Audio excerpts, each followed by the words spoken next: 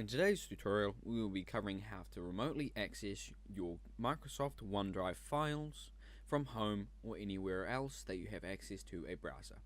To access OneDrive, simply go to Google and look up OneDrive login.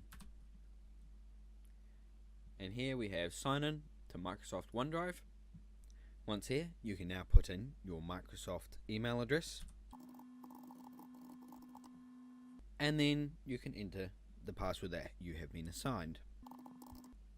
Once logged in, you will have access to all your files and documents that have been synced through the OneDrive application. Over on the left menu here, you have access to Outlook, OneDrive, and all the Microsoft Office products. To sign out, navigate to the top right hand corner of the screen and click on your profile icon. Then you can click on the sign out button. You're now signed out of Office 365. Thank you for watching this tutorial today. Please leave a like and subscribe for more fun and interesting tutorials.